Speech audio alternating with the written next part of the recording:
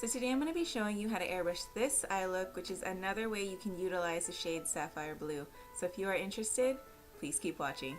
So the first shade I'm going to apply it to the outer corner of my lower lash line and then drag it to the outer V and up toward my transition. This shade is actually a shade that I custom mixed utilizing Sapphire Blue. So when in doubt, go ahead and mix this shade into something that's more usable for you. I mixed 2 drops of Bronze Rose with 2 drops of Sapphire Blue to create this pretty shimmery purple tone. So I'm just going to go ahead and continue to apply it from the top of the outer V through my transition and go all the way to my inner corner of my transition. So once I got the outer V outline established, I'm just going to go ahead and start shading in toward the outer corner of my eyelid. And then again, as I go toward the inner corner of my transition, I'm also going to begin shading on the inner corner of my eyelid as well, which you'll see coming up here. Now I just want to make sure to leave a little bit of a space on the mid lid because I am going to apply another color there. So here, if you are new to my air shadow videos, my compressor dial is at 10 o'clock, and when I'm applying color to my lid, I'm just slightly pulling back on the lever just to release small amounts of pigment at a time. That gives me a lot more control about placement of the color as well as the intensity of it.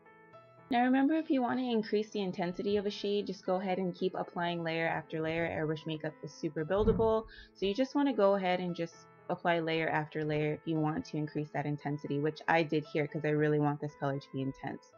So what I'm going to do is go ahead and take the same color and I'm just going to go ahead and extend it from the outer corner of my lower lash line toward the inner corner of my lower lash line. Now I don't want to put it all the way in the inner corner, maybe about halfway through.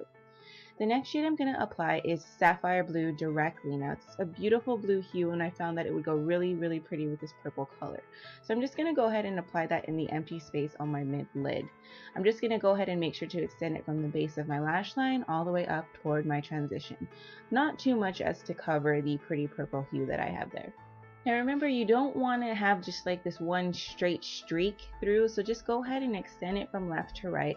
Just making sure to blend it into the inner corner and the outer corner without covering that color completely. Now the next step, I'm just going to go ahead and continue to use the Sapphire Blue and I'm going to apply it to the inner corner of my lower lash line and blend it into the purple the middle of my lower lash line. So I just want to make sure everything's nice and blended all the way around my eye. So once I feel like I got the perfect pop of blue, I'm just going to go ahead and blow some air on it just to dry it a little bit faster. Next is going to be airliner. So here I am just using Onyx and I'm using my cat eye and stencil. If you're unfamiliar with the way that I do airliner, please refer to my airliner videos. They will be linked in the description box below for you. Also with airliner, because you're using stencils, you want to make sure not to overlap the stencils right after you spray the airbrush makeup on it. So you really want to go ahead and utilize the air coming out of it just to dry that a little bit before you lay your stencil down. Then you just want to apply a little bit of mascara, and this is the finished look. Thank you so much for watching, and please don't forget to like, comment, and subscribe.